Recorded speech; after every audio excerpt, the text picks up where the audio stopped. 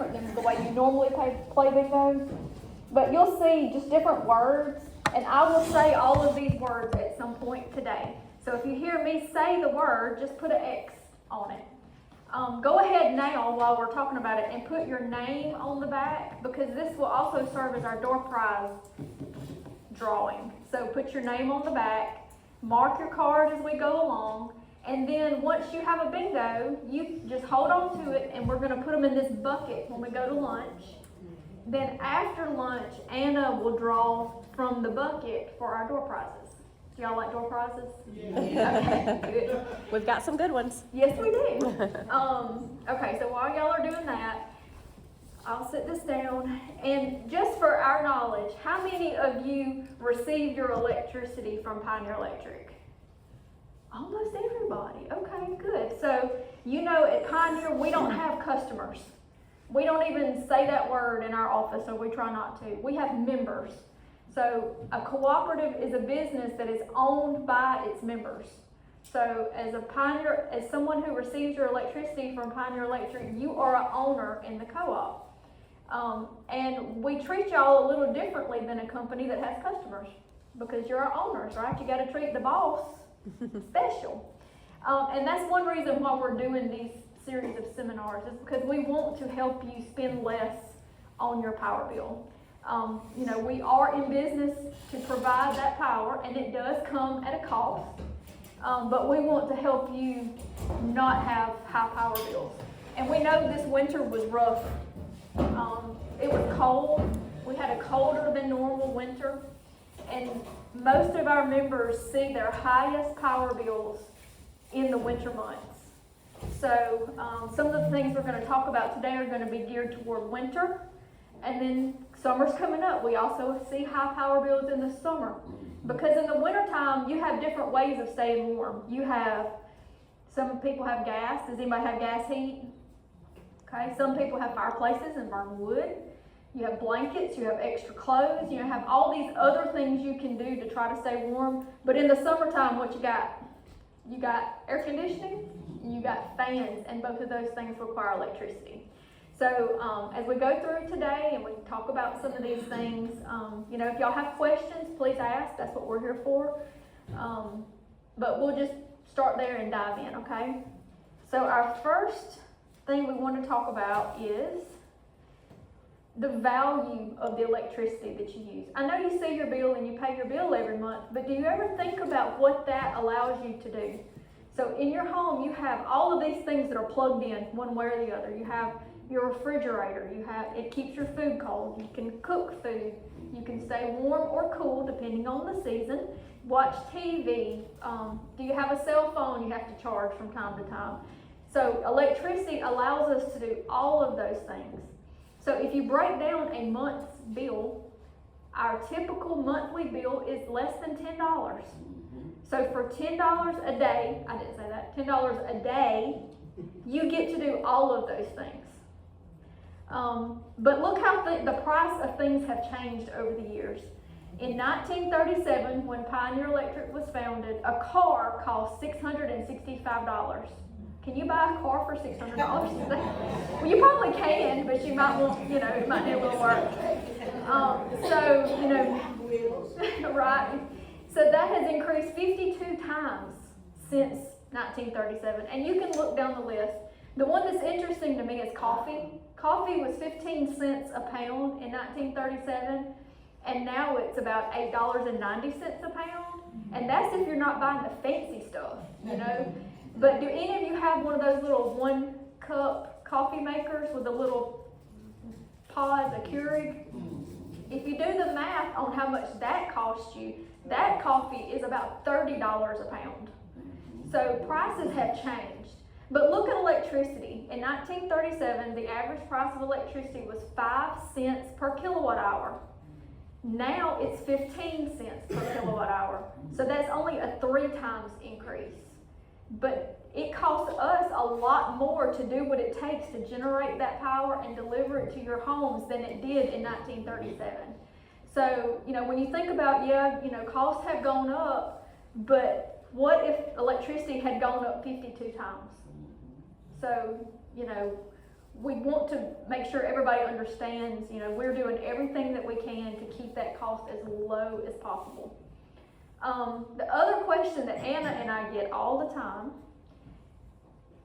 let's talk about this first. So, remember, I won't ask who was alive in 1950, but if you remember homes that were built in the 50s, you know, you didn't have all these things to plug in back then. So, you know, you go into a home that was built in the 50s, there might be one power outlet in a room. Well, now, you might have 8 to 15. When we built our house, I had them put a plug every 3 feet. Like, I would never want to have to look for a plug. So the amount of electricity that we use has changed greatly since the 50s, certainly since the 30s. In the 30s, the co-ops hired people to go around and teach people how to use electricity. You know, to begin with, you just would have a light, and that was amazing to have light, an electric light. Who still says, I got to pay my light bill? I do, and I don't remember 1937, but you know, it's just not that way today. The way technology has evolved, the way we use electricity has changed so much. So that's another reason why it's amazing that our costs have not increased along with everything else. So people tell us all the time, my clicker doesn't work from way over here. Why is my power bill different from my neighbor's? I talked to my sister, and she has 2 people living in her house, and I only have 1, and she has 3 TVs, and I only have 1. Why is my power bill higher than hers? Okay? People we as humans, we like to compare things, don't we? Yes. So, but comparing your power bill isn't, yes ma'am? This is more power to lose your bill for that. Yes ma'am. Yeah, I tried that one time. The more power you use, your bill, okay, that's not the case with us. Yeah. So, that's not the case. I said that is a blessing. Yes ma'am. So, your home, unless 2 homes are built identically, and sometimes they are, okay? If 2 homes are identical in construction, meaning you have the same kind and amount of insulation, you have the same roof, you have the same size. So even if all of those things are equal, there are other differences between your house and your neighbor's house or your friend's house down the road that are going to cause your power bills to be different. So other things are how you heat and cool your home. So you may have a high efficiency heat pump. They may have an electric furnace. They may use wood. You may use gas for your water heating. They may use electricity for their water heating. You may have 4 people living in your house, which means more baths, more food, more rooms to heat and cool, whereas this other person might not have the same number of people. Miss Tana was just talking about trees. That does make a difference. My home has no trees around it. So in the summertime, it's hot, okay? My parents' house across the street is surrounded by giant pecan trees. You can feel the difference when you go from my house to theirs, just in the yard because of that in the summer. Your appliances. How many of you have more than 1 refrigerator? You got 1 in the shed, got 1 in the carport, okay. So where did that second refrigerator come from? Did you buy it brand new and put it out there? Oh, so it's an old one that you, okay. So that makes a difference too, because the older the appliance is, the less efficient it is. Just like anything new, the newer ones are going to be, better technology. It's going to run better because it's new. So the older it is, the less efficient it is. So, you think about that. That refrigerator's plugged in. You don't go in and turn it on and off when you want it to work. It just comes on when it wants to. So people don't think about all of that. You just say, my bill's $200. Well, my bill's $250. Well, they shouldn't be, but they are. Everybody's are different. So just think about that, when you hear people talking about the power bill, why it might be different. Okay, so in your home, you have all of these things that are using electricity.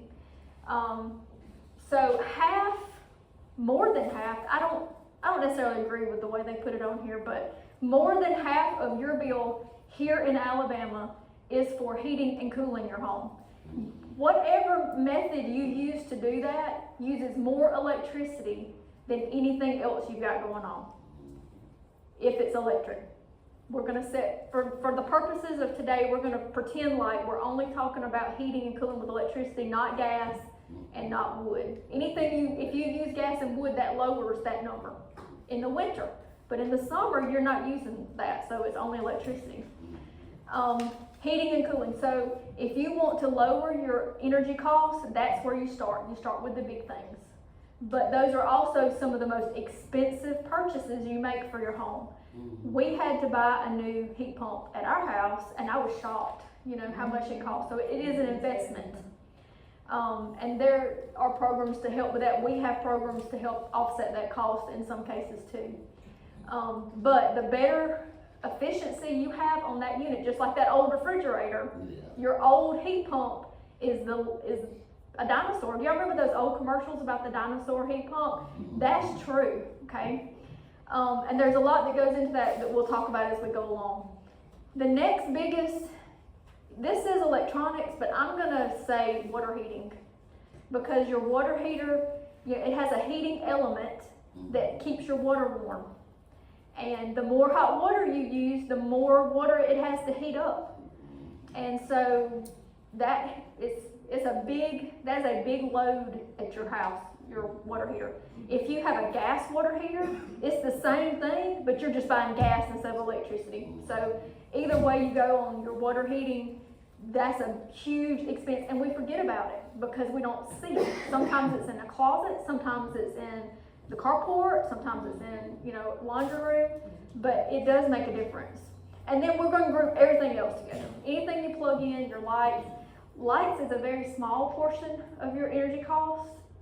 It does make a difference when you turn them on, and turn them off when you're supposed to. Buying the efficient bulbs, it does make a difference, but not nearly as much as some of these other things we're going to talk about. Weather. Now, we had a cold winter. And in January, this is not January, but in January, we had 2 cold snaps. Usually we'll have one real cold snap, and then it might get a little cool for a day or two here and there. But in January, we got slammed twice. And our members felt that. I mean, we had some members who had high bills in January because the way their billing cycle falls, they hit both of those cold snaps. It's unfortunate, we hate that happened, but it's just not typical that happens to us here. This is my bill, okay? I didn't want to get in anybody else's business, so this is me. I don't mind you seeing this. And you'll see this is from 2024, this is March, this is kind of where we are right now. The black line is temperature. So do you see how my usage tracked with the temperature? On days that were mild, 65, 70 degrees, I had pretty low usage. That's 40, this line is 40 kilowatt hours and down. But there was this one day in the middle of the month that I guess I just decided I'd had enough. It was hot that day. It wasn't really 71 degrees, but my air was on. So you see how the temperature and my usage line up. All right. And my bill for that month was $173. So this is a January bill. Now everything, the scale has changed. So now up here is like 110 kilowatt hours. All right, but look at that day. Where was the temperature that day? It was average temperature, well, the low temperature that day was 15 degrees. I was cold. So I had my heat on, which caused my unit to run, which made me use 110 kilowatt hours in that one day. So can you look at that and kind of see which days were cold that month? And we can do this on any of our meters. We can even see 15-minute intervals. I can tell you what time you go to bed because I can see when your usage drops off when you start turning things off and going to bed. I got a question up here. Yes, I'm sorry. Hey, Chris, let me ask you this question. Y'all may be a little bit different from Alabama Power, right? We are, Y'all in some ways. But last year I had probably a $380 utility bill around that time. And then I called in, they told me it's a kilowatt hour. So I'm like, let me see if it's really same month, this year, I went hunting. And I stayed, I got a trailer, so I stayed in my trailer for like a month to see if that actually what it was. My bill was the same thing. It ain't used no lights or, I never was there. So- I was confused. Mhm. Is it really the kilowatt hour, or is that's what it is every month, every year, the same So thing? when you buy gas for your car, how much gas you buy depends on how much you drive the car, right? Yes, ma'am. So if I'm driving from here to Montgomery back and forth every day, I'm gonna have to buy a lot of gas. And when I buy that car, I wanna buy a car that has a good gas mileage, right? So I'm looking at miles per gallon. All right, kilowatt hours is how we measure how much electricity you use, which is what you have to pay for, okay? So you're on that trip to Montgomery, let's say you get a new job and you don't go all the way to Montgomery, you just have to go from here to Fort Deposit. Okay, so that's closer, so that's less, so you use less, okay? So keep that kind of card, miles per gallon, electricity, kilowatt hours, how many kilowatts you use per hour. Now I'm gonna ask you some questions, okay? When you left, did you turn off your water heater? Yes, ma'am, I turned. No, did you turn off your water heater at the breaker? Oh, no, ma'am. Okay, so guess what? Your water heater is on unless you turn it off Can I turn it off? at the breaker. You sure can. You can flip that breaker and it'll be off. Miss Christie, something was wrong with our old water heater. And it just ran and ran and ran. And the lady asked me, did we have a swimming pool? Mhm. I said, no ma'am. She said, well, it's your water heater. Yeah, we have found hot water leaks. People had a Yes. high bill. It's because their hot water was leaking, which makes your water heater just run all the time to try to, it's getting new water in, it's gotta heat up. So even though you're not home, unless you turn it, when I say turn it off, I mean at the breaker. Your refrigerator's running, your water heater's running. Even if you put your thermostat down on, okay, let's go back to this day. 15 degrees, I'm gone, I'm not even there. When I left home, I didn't want to turn it completely off because I don't want my pipes to freeze. So I'm going to put my thermostat down on 65 degrees. That sounds like it's not going to run, right? Do you think it's running if it's 15 degrees outside? Absolutely. You don't have to be home to use electricity. So the way we bill our members, when you get your bill, see, we're not like Alabama Power because we tell you. Alabama Power sends you a bill and here's how much you owe. We say you used this many kilowatt hours this month and here's how much it cost you.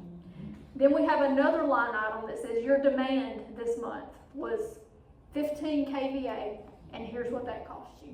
You had a yard light, that's $13, we put it over here. We show a breakdown. We also have a little chart on your bill that shows a 12-month period of time and how many kilowatt hours you used in each one of those months. And I promise you it tracks with the temperature. In July and August, you're gonna have high usage. In April and March, low usage because it's milder weather. It's your heating and cooling that causes that. So we hear that all the time. I wasn't home. But even if you're not home, unless you flip the main breaker to your house and turn, you got a deep freeze?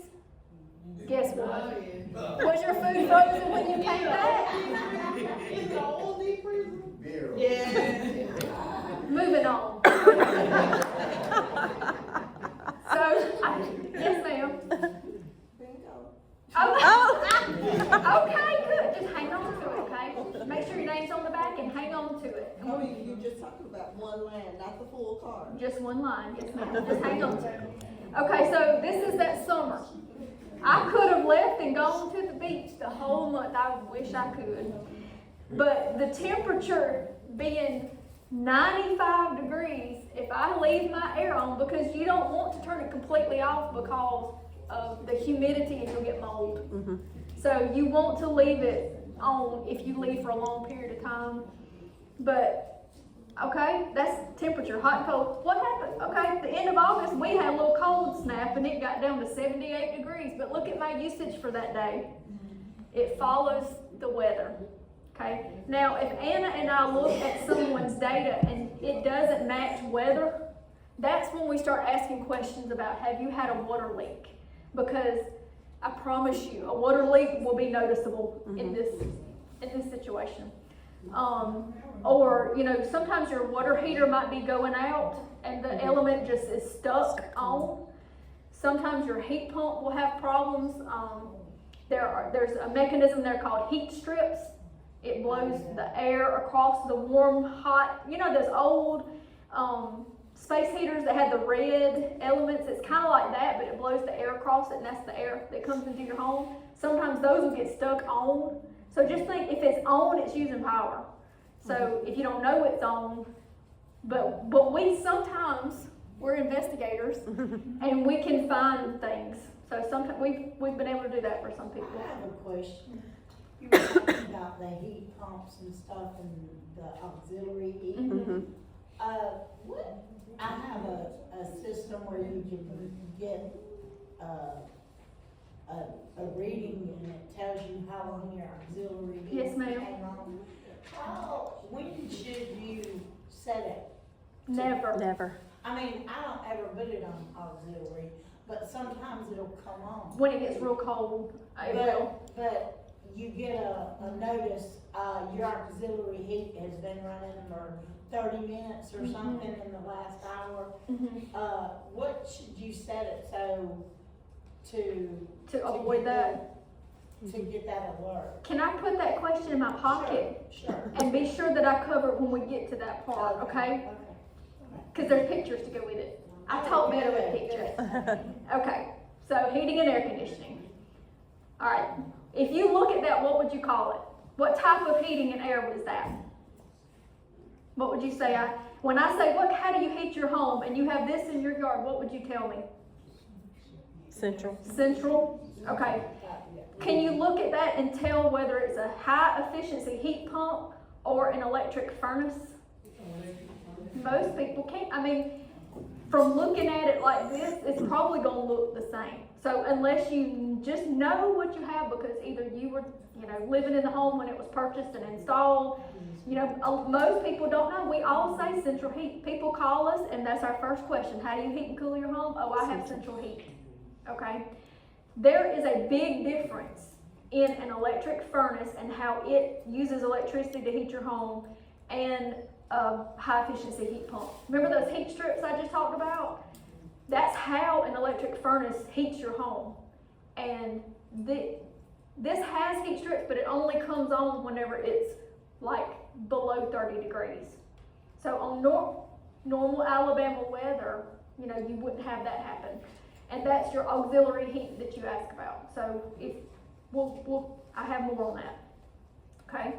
So if your home has an electric furnace or a heat pump that's more than 10 years old, it's probably on borrowed time. They don't last. I mean, if you can get 15 years out of one, you've done good. So just keep that in mind. Also, again, the more efficient they are, the better they are at using that electricity to heat your home without it costing you more money. So just keep that in mind. Then there's another type of heating system that you can, sometimes they call it ductless, sometimes we call it mini splits. It's the same thing, and it has these little, what do they call them? Registers. Registers, and you'll see them up on the wall. These work, we see the most of these in like let's say you had a carport and you closed it in and it didn't have duct work, you know, from the main heating and cooling system, so you put this in. Highly efficient. I don't think you'd want to heat your whole home with that, but for that purpose, or a bonus room, or like a add-on of any kind, that's highly efficient, and we would recommend those. So then you have, I will talk about both of them. How many of you have a window unit? How many of you have a window unit that heats and cools? Okay. How many of you have space heaters? Okay, most people do. But just know that they are highly inefficient. You'll be surprised how much electricity These two, you think because it's small, it's not really using a lot of power, but oh my goodness, especially if you have multiples of these. If a window unit is your main way of cooling your home in the summer, I would recommend staying in the room where it is, closing that room, you know, as much as you can, because it's not good at heating and cooling the whole house. So just be mindful of that and the electric heater, how much electricity they use. You'll be really surprised. How many of you have the, ma'am? I think the window units, I have friends have window units, and they light bill be a lot cheaper than mine, and I have Central. Okay, and it could be your unit needs to be upgraded. Your unit may need to be checked, like to make sure the Freon is at a proper level. I need to do that myself. The other thing with a heat and cooling unit is the way it moves the air around the house is through ducts. Mm-hmm. And we have found multiple homes where the ductwork has become damaged and is no longer, you know, like if a water hose gets a hole in it, it's gonna spew the water out. The same with that ductwork. So again, you can't compare it because you've got other things going on too that's different at your house from your friend's house. Right. So there's so many variables between you and her. To really dig into it, we would have to just talk to you and see if we could figure out what you got going on and maybe find something that could help you. You know, some of these there's different sizes of these too. So you have there's so many variables. You know, there's no two homes that are going to be exactly the same or situations. A fan, y'all got fans? Who sleeps with a fan on? I definitely, the power goes out, I wake up because that fan goes off. A fan is a great way, especially because what it does is it makes your skin feel cooler. It doesn't change the temperature, but if you can pair up, you know, a fan with running, you know, a window unit or your central unit, whichever one, and it'll keep you cooler so it doesn't have to run as much. You can put your temperature higher on your unit and you stay cool because you're under the fan. And the ceiling fan, I don't have a picture, but the ceiling fan, the same thing. You put the ceiling fan on, it makes you feel cooler and so you're more comfortable. Okay, so back to emergency heating. Okay, there are so many different types of thermostats out there. I couldn't get a picture of all of them. But some thermostats have an actual emergency heat setting. And Anna and I have visited homes that have their emergency heat turned on. I would say never do that, ever. Because that alone is gonna that'll double the amount of electricity that your unit uses. So if it looks like this, you know, they both say EM heat. Some of them say AUX heat. Don't ever go over there. Now some units, especially the newer ones, automatically switch to emergency mode when the temperature is 30 degrees or below. So the way you manage that is managing your thermostat temperature. So your unit can really only make up about 20 to 30 degrees difference from outside to inside. So in January, when it was so cold and it snowed and school was out and everything was closed, and my son and I were at home, I would look at mine just like you, and it was telling me, I could see it on there, it was saying AUX heat. But I know I don't want it to do that. So I would go over and just bump the temperature down till it went off. And at one point we were in there and it was 65 degrees on the thermostat, but it's 15 degrees outside, so I'm warm. And I was under my blanket and I had, you know, I was warm. I have a heated blanket, those little heated light blankets.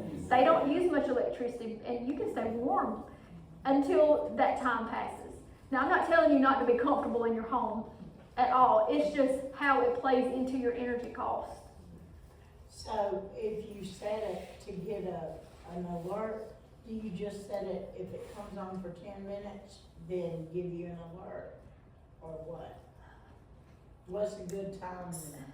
So, well, what I've always heard about emergency heat, the only time you're supposed to use it is if your unit like goes out, like Oh, if it, really? yeah, like if it dies and you know it's cold and you need some heat, and it's like run it at 10-15 minute intervals until you warm up the house and then you turn it back off. So if you have the So, option of telling it, that's why don't it's- go into auxiliary mode, Right. was trying I to would say- do that. Yeah, I don't want mine doing it because I know how Yeah, much it I'm costs. talking to No, you. no. I don't even like the heat, my Yeah. brother's the one that likes the Yes, heat. ma'am. mhm, Yes, ma'am. But yeah, we can't stress this part enough. Okay. Because people will call and say, you know, oh my goodness, my bill is so high, and the first thing we always ask, what are you using to heat your home? If they say central unit or heat pump or any version of that, the next thing we ask is, what's your thermostat set on? And then they tell us, and then the next thing is, go look at it and tell us if it's set on emergency. mhm. And if it is, we tell them, get it off of that right now, like, just don't do it. It's costing a lot at that point to Yeah. heat your home. Yeah. And we don't want that. No, we don't. This is an easy thing, but something we forget about is that central unit has a filter somewhere. It may be in a floor vent, it may be at your, it looks like a closet, but if it looks like this, it can't breathe. Okay, so it's like you trying to inhale through a pillow. And the way it cools and heats your home is by pulling in air. So you're making it work harder to pull that air in than if it were a clean filter. They used to say monthly, Right. change it monthly. I would say check it monthly. It may not need to be changed. I live on a dirt road and it needs to be changed probably more than monthly. But make sure your filter is clean. That way your unit can bring in the air like it needs to, so it won't have to work hard. We don't want it to work any harder than it has to, kind of like me. I don't want to work harder than I have to. And they're relatively inexpensive. Now, again, there's not one size fits all on a filter. You can spend $40, $50 on a filter if you want to. I don't know that it's any better. I buy these because, you know, cheap enough. You get these at Walmart. They're $7 a piece. Okay, I may not need to change it every month, but I do because I need to change it every month. But so today you'll see like a little dollar sign and a little person. So this is like a $1 sign job and a $1 Christie job because I can do this. There's some things I can't do, but I know how to put that filter in. And they're all different sizes. So if you look on the filter that's in there, it tells you what size it is. I just keep a note and I just go to the store or I send my husband and he'll get it for me. This is what I was talking about with the ductwork. These are real pictures of homes that are on Pioneer Electric system. Who sees the problem with the first one? Wow, you can see outside. You can see the grass, okay? You know, I'm not saying this to make any kind of judgment about anybody, but what had happened was this was a mobile home. There was no skirting around the mobile home, and the ductwork had become disconnected. It can happen over time, you know, it's materials, it expands, it contracts, it needs to be checked. So they were paying for air to be heated or cooled that was just going out in the yard. Okay, so it never reached a comfortable temperature inside because the air's not coming in. So their power bill reflected that. You know, their unit just ran all the time because it never got to whatever temperature it told it. And the same with these others. There's different types of ductwork. Sometimes ductwork is under your home, sometimes it's in the attic, but regardless of where it is, we would recommend having someone check it, especially if it hasn't been checked in a while, or if you've moved into a new home. Have someone look, and if they see problems like these, fix them. It's very inexpensive to buy this tape. Any heating and cooling company knows how to fix this, and it will save you money. This tape, you know, you can't use duct tape on ducts. I know that sounds dumb, but you have to buy this mastic tape, and if you want to do it yourself, I'm gonna say this is a 2 Christie job because I'm gonna need somebody to hold the ladder for me. Actually, I'll hold the ladder for my husband to go in the attic, but make sure your ductwork is connected properly. It's a very important thing that you can fix. Okay, we talked about the space heaters, and you know, we talked about, where'd he go? I'm gonna talk about kilowatt hours. Uh-oh, he needs to be in He here. needs to be in here for the kilowatt hour discussion. Alright, so, do you remember in school when they taught us about the metric system? And kilo in the metric system means 1,000, okay?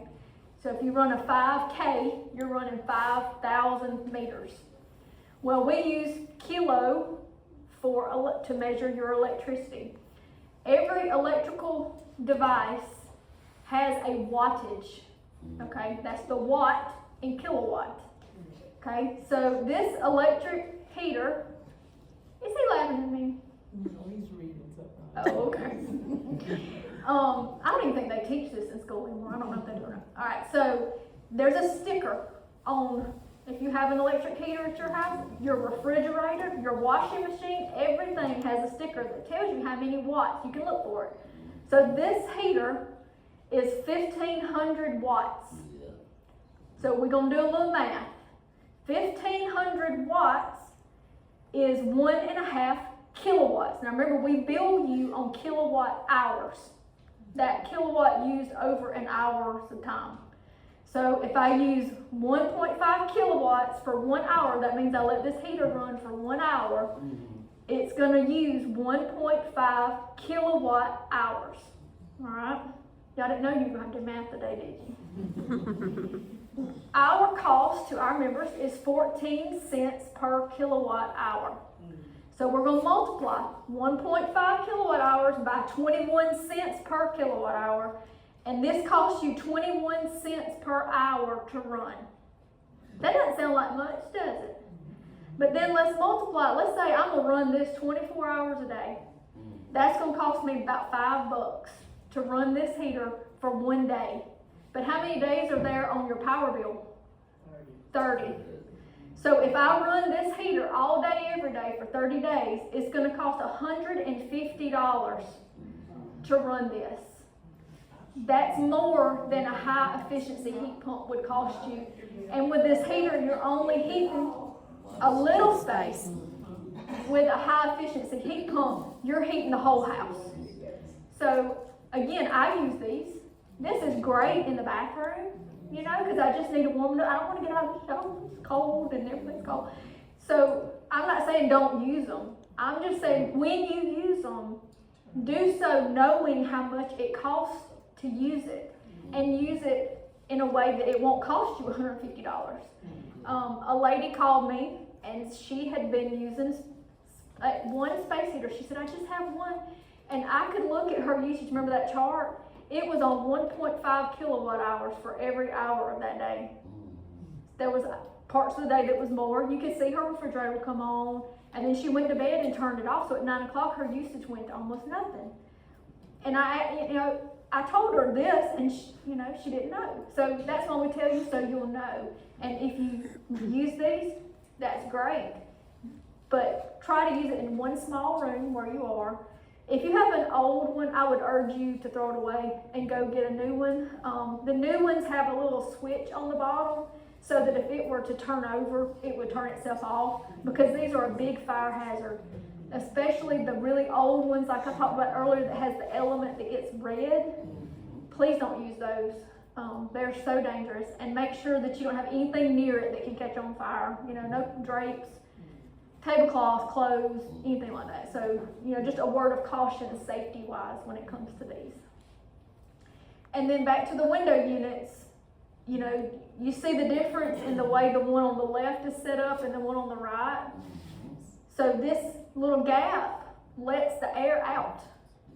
And so you're paying to cool that air, but yet it's going out in the yard. So if you're going to use these, please use something. This is just some little, it's almost like bubble wrap, but it's insulation to make sure that it's covered up. And also critters can come in there. So we don't want that. So in general, here are some heating and cooling. We're past the heating season, but we're going to get there again. We would recommend you set your thermostat below 70. I'm not comfortable with that, so I'd kind of break my own rule there. But especially if you leave home, bump it down as low as possible while you're gone. But then when you come home, increase it by about 2 degrees at a time, because if you try to go from 68 to 75, those heat strips are gonna come on. So just do it 2 degrees at a time until it gets warm where you want it. We talked about the filters. Your registers, meaning what I call vents.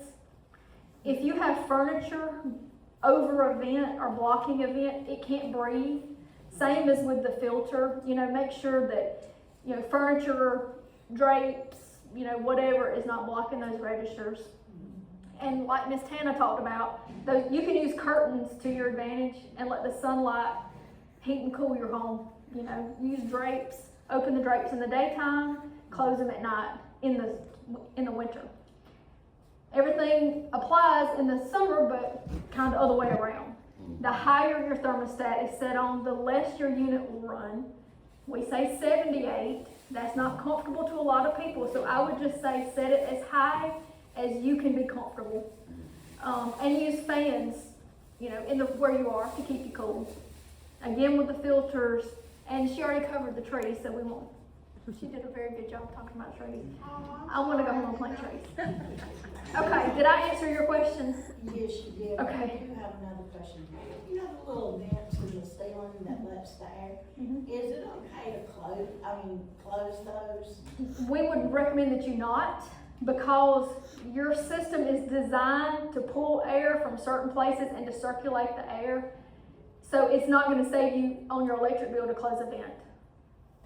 Okay, but say you have a vent that's blowing down on your bed or something and it's blowing hot air or even Right. cold air, just. You know, there's a little- Don't close it all the way. Right, you can adjust the louvers, you know, to blow in a different direction without closing it all the way. That's what I would recommend. Do you agree with that? Yeah, I agree with that. Thank you. All right, so I mentioned insulation earlier when I was talking about how all homes are different. You know, unless you were there when the house was built, you probably don't really know for sure what's between the inside wall and the outside wall. When we built our house, we put in, you remember that pink fluffy insulation that came on a roll? And, you know, that's good, but now there's stuff that's even better. But, you know, it's particularly older homes. When they built older homes, they didn't think about this, and so insulation really wasn't, you know, important. So if you live in an older home, there's a good chance that there's not much insulation in your outside walls. So it's hard to do something about that after your house is already built. But the attic is a different story. You know, if you have access to your attic, then you can go up there or have someone go up there and check to see what's up there. What you see on the left is called foam. And it's really cool to watch them do it. You know, they spray a little bit on it and then it expands. That foam is the absolute best insulation. It's a good investment to have someone come and spray foam your attic. The next best would be cellulose or blown in insulation. They come up with a truck and they run a pipe up in your house and they blow it up there. And that's what I have. Anna built her house after me and she has foam. So she's got it going on. She's got foam everywhere. But if you put cellulose in the attic, we would recommend that it be 18 inches thick, 18 inches deep, or enough to cover the ductwork if you have ductwork in the attic. Because, you know, those pipes, the farther they have to go from the heating source to whatever room is on the farthest end of the house, it's going to lose that heat, or, you know, it's going to heat up in the summer, it's going to cool off in the winter. And, you know, you paid for that air. So when you insulate them and cover them up, it just helps that air stay that right temperature till it gets where it's going. I'm going to say this is a $4 sign job. It's pretty pricey. Foam is expensive, isn't it, Anna? It is. But cellulose is not as expensive as foam. The rolled or batt insulation is good, but it's not as good as these. So we would not recommend batt insulation. But we if would recommend you don't that. have any, it would be better than that. Yeah, anything's better than nothing. Yes.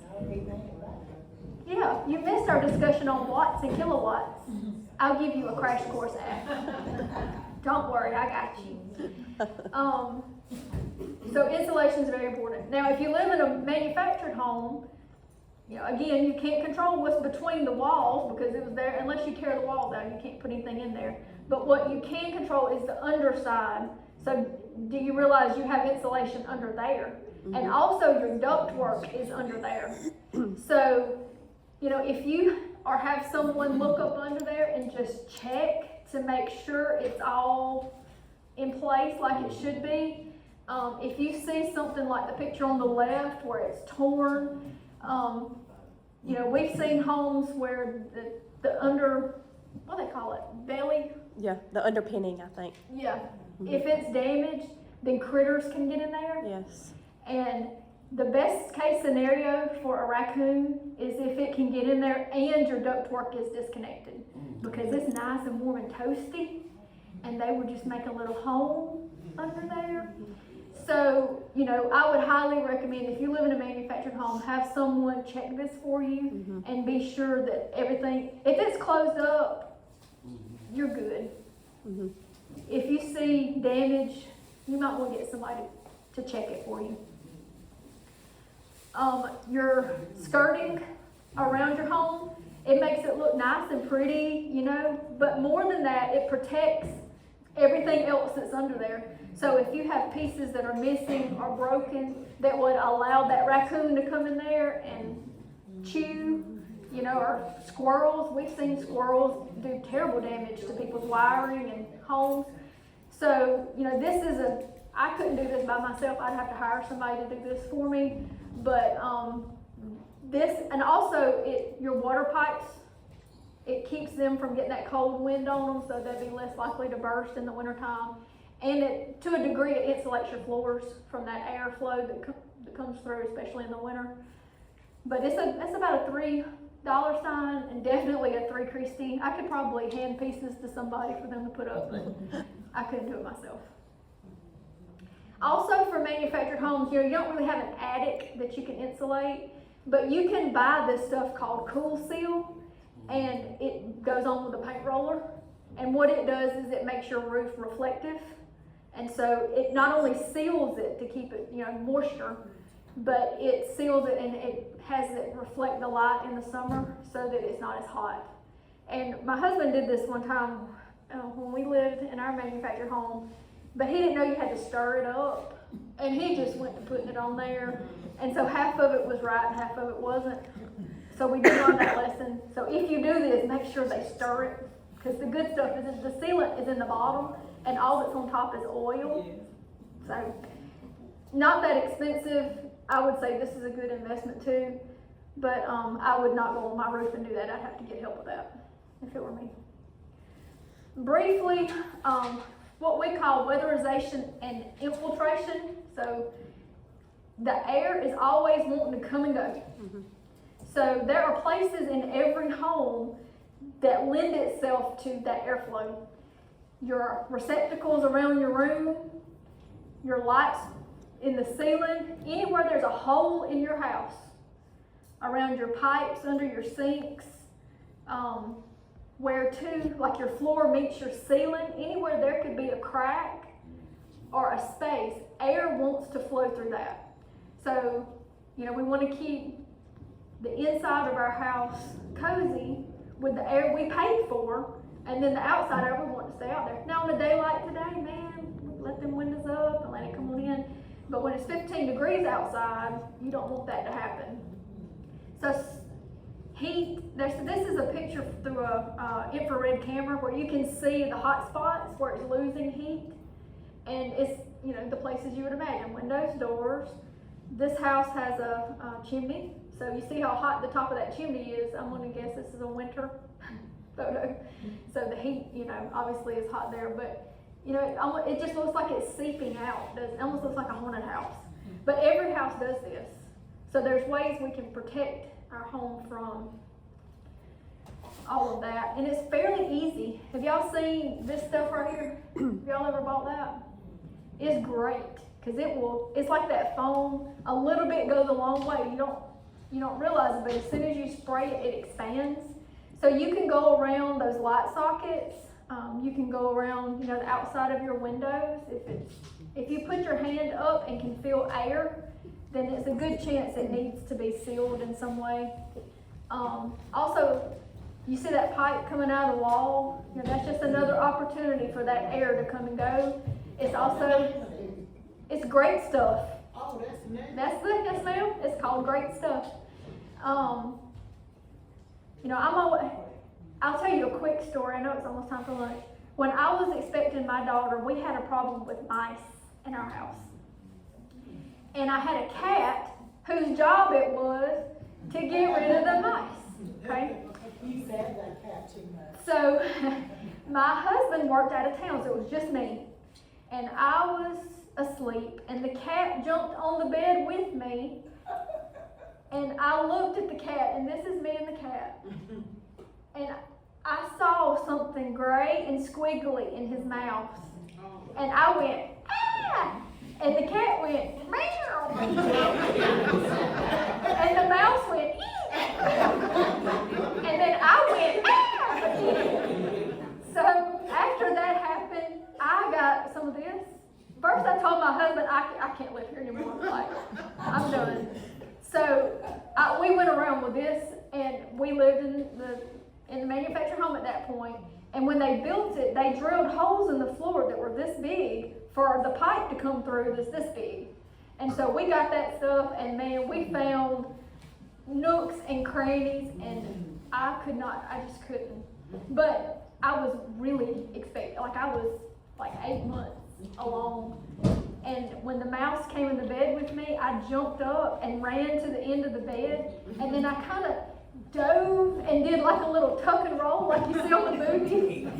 But then I bounced up and was like, oh my goodness, like, I shouldn't have done that. So anyway, I have this at all times. And if I see something, it takes one little because it expands. So don't just go or you're gonna have a mountain of it.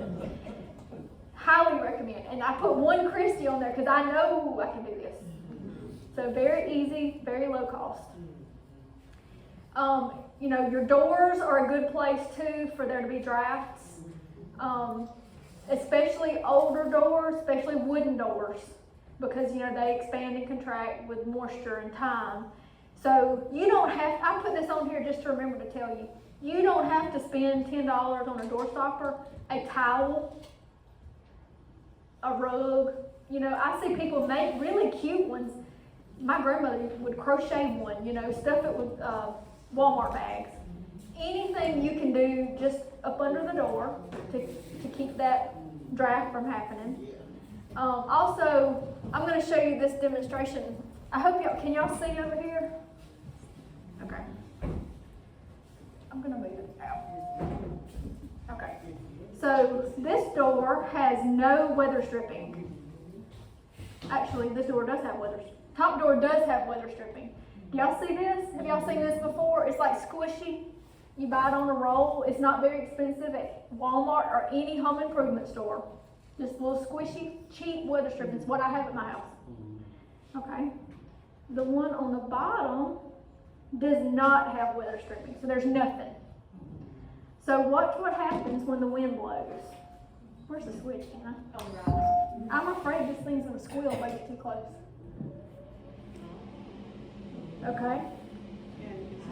So even just that little bit of weather stripping keeps the air from coming through this door.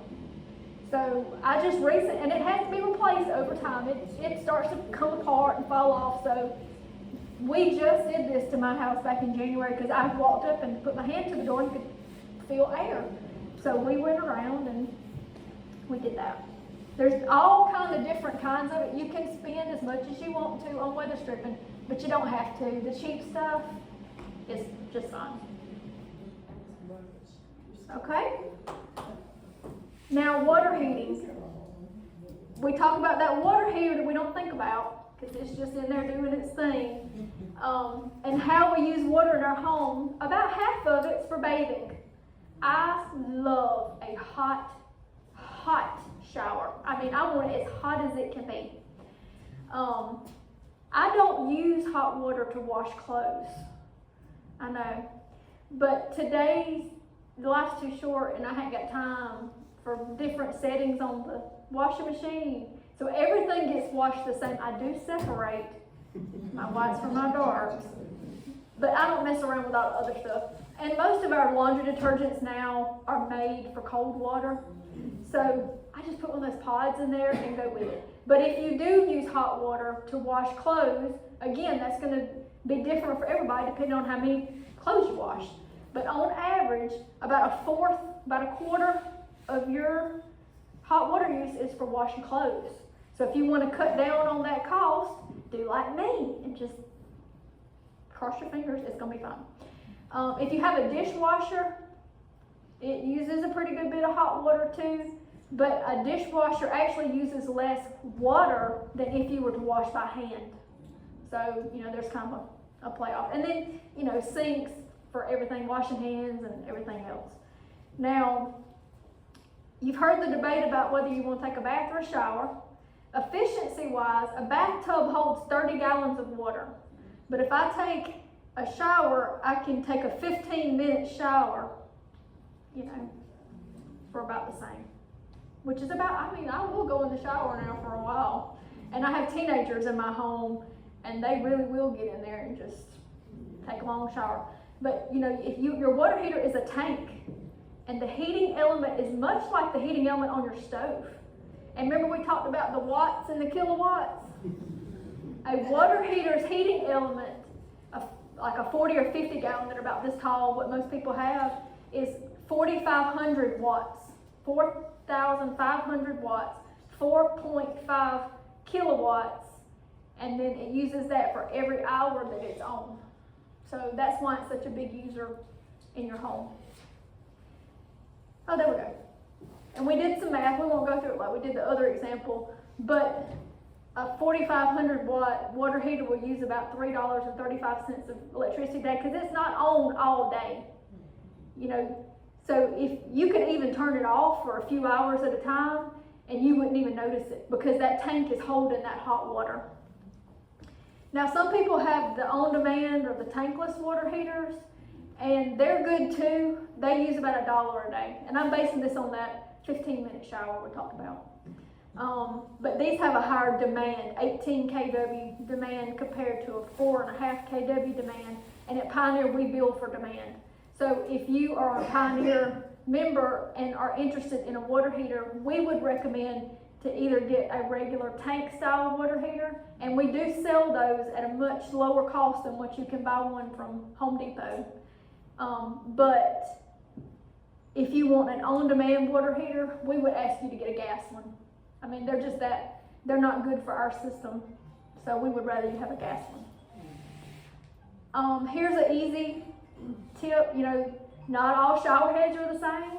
They have low flow shower heads that use a lot less water than, some of the other ones. So if you're interested in reducing the amount of water you use on that 15-minute shower, these are fairly inexpensive and fairly easy to install. If your water heater, y'all are so popular. If your water heater is not in a place where it gets heated and cooled, especially heated. So mine is in my laundry room inside my house, so it gets heated and cooled with the rest of the house. A lot of people have them outside somewhere.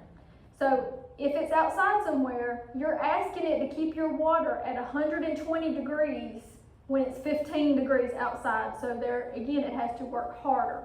So if it's in an unheated space, we would recommend you get a jacket. Did you know you could get a jacket for your water heater? It's basically an insulator. It's just a little piece of insulation. This one, I want to think this is Walmart, and it was $44. But it just helps that water heater hold that heat in.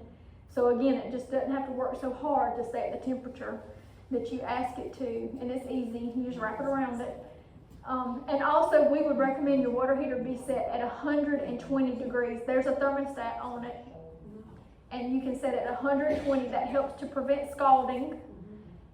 And again, it's just more efficient because the water heater doesn't have to run as much. What temperature? 120. Yes, ma'am. Leaky faucets, we mentioned earlier, we had 2 members since January that have had hot water leaks. And when you have a hot water leak, the tank never stops, it never fills up. And so that element never stops running. So if you suspect that you might have a hot water leak, cold water leak too, obviously, but especially hot water, because you're using water and electricity when you have that, please get that fixed. Insulate that tank. You can also insulate your hot water pipes with that little foam, you know, like you put on your water faucets outside. You can do that with your pipes too. Thermostat at 120, showers instead of baths. I know, especially my mama just has a hard time getting on board with cold water for laundry, but I promise you nothing bad has happened yet. And lastly, you know, things that are plugged in, that this is just everything else. You know, a microwave costs less than 1 cent to run to cook a meal, whereas an oven might cost about $2. So if you don't have to turn on your oven to cook a turkey, you can't cook a turkey in a microwave, I know this. But if you can get away with using your smaller appliances, they're more energy efficient. So you can use air fryer, microwave, toaster oven, toaster, because you're using them for such a short amount of time, and it's more efficient. You know, everybody's got different stuff. So I was going to show you on this comparison here. These little dials are going to measure the watts. Okay. So here's a light bulb. Let's just turn on this regular old light bulb. It is bright. It's in the back, the little covers in the back. You can get it. Nah, I just covered it. Alright, so it's telling me this bulb is using 65 watts right now. If I leave it on for an hour, that's like 0.065 kilowatt hours. Okay? This is a LED bulb. I think this is all you can buy now. But these last a long, long, long time, so you might still have some. So this one was 65. Let's see what this one is. 12. And it's the same amount of light, right? Okay. Now, the last time I did this, I tore stuff up. So we're gonna cross our fingers. All right, this is a 1,000 watt. Oh goodness, I can't see it. The light blinded you. It did. Okay, we're gonna say this is about 1,000 watt hair dryer. Okay, which is very similar to that heater we saw. So let's see what it does when I plug it in. All right, mind you, it's not on. Is it using electricity? Yes. All right, how many of you have things plugged up at home right now? Your microwave, is your clock on your microwave? It's using power. Your TV, anything that you have plugged in right now, most likely is using power, even if you're not home. Sorry. You see this? I'm not at home, but my hair dryer is plugged in right now. Look what it's doing. Okay, but let's turn it on.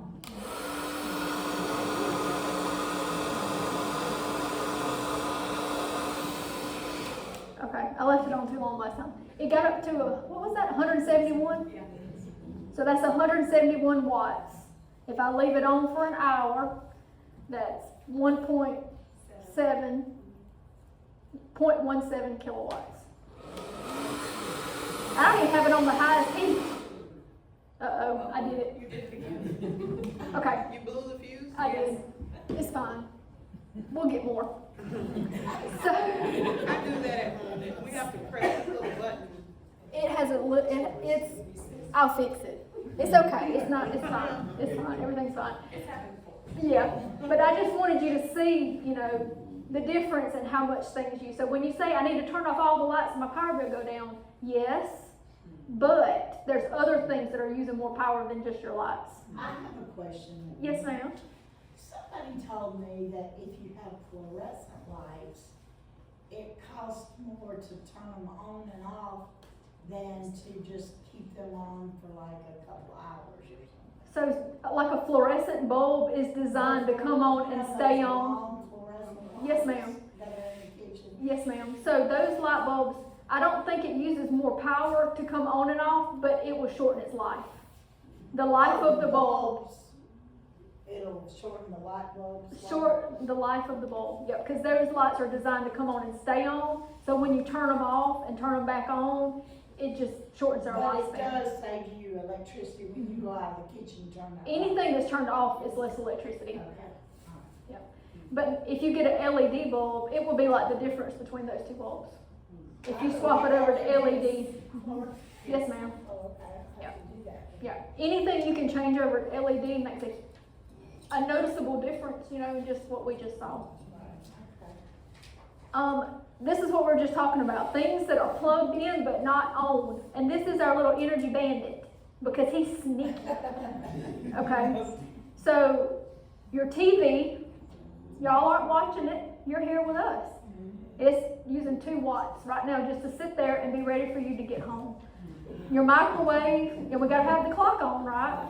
So it's using 3 watts, even when you're not using it. Now your microwave is gonna be 1,000 watts, 1,200 watts, so when you do use it, it's gonna do the same thing. Hopefully you don't blow a fuse, but it's gonna do the same thing over there. But even if you're not using it, if your stove is plugged in, who unplugs their stove? Nobody. We don't clean under them. Like why? Okay. So anything that's plugged in right now is using electricity. So just a few quick tips. If you use a dishwasher, you know, wait till it's full before you run it. The fewer cycles you run it, the more you'll save. And then air dry. Mine doesn't do a good job of drying. So I open my door anyway. When it gets to the end of the cycle, I open the door. It doesn't take long to air out and the dishes dry.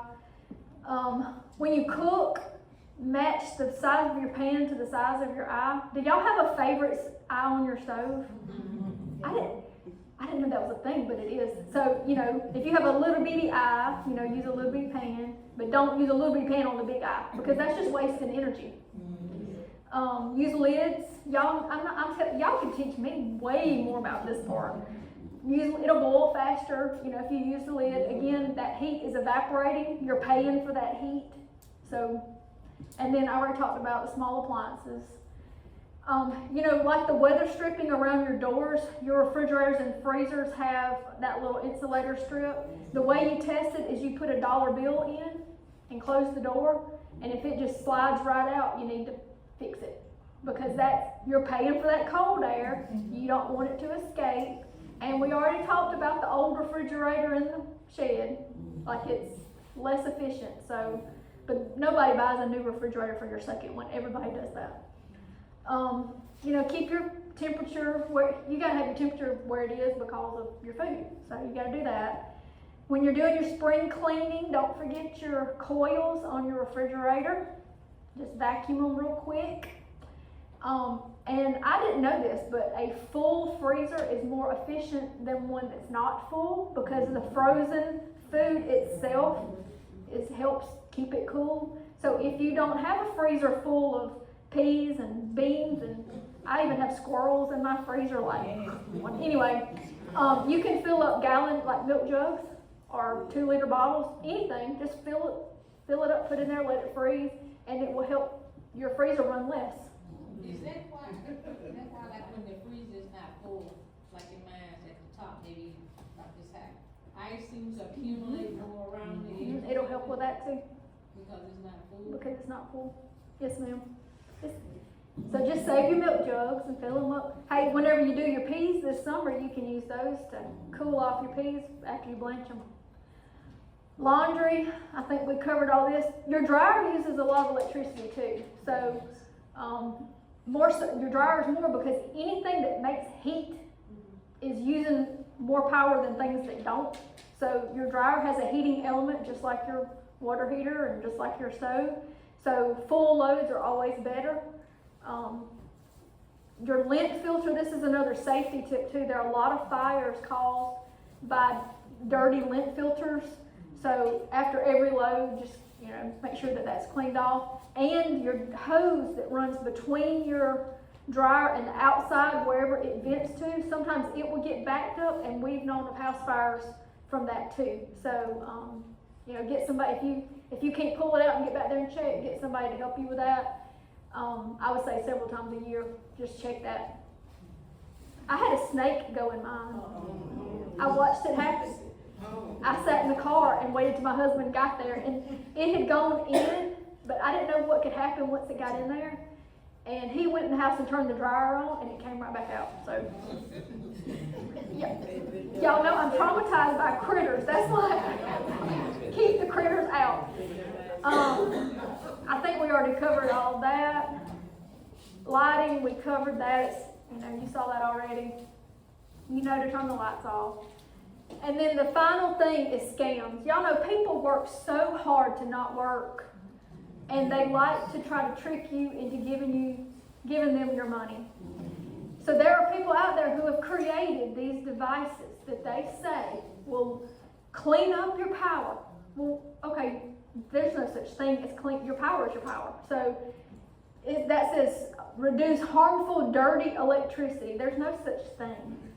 Okay, there's no such thing. It says it will reduce your consumption. You can save 20 to 35%. That's not true. All this is going to do is use power because it's plugged in. So it sounds great, but it's a waste of your money. I would not want you to waste your money on anything like this. Also, sometimes we have members call us and say, somebody called me and said I had to pay my power bill right now and I had to give them my credit card number. Okay, first of all, we don't do that. Now, there are times when someone might forget to pay their power bill, or you might have your power bill coming off of a credit card that has expired, and so when we tried to pull the payment, you know, we couldn't do that. In those cases, our ladies will call the member and just say, hey, just want to make sure you knew, you know, your power bill is due. But they all sound like me. If somebody calls you and does not have a southern accent, they are not from Pioneer Electric. If they sound like they are in New York City, we don't have anybody that works for us that would call you that would sound anything other than South Alabama, okay? So we're not going to do that. And if they call you and do give you that courtesy call, you know, just want to make sure you know your bill didn't come through, your payment didn't come through. They personally will not take your credit card number.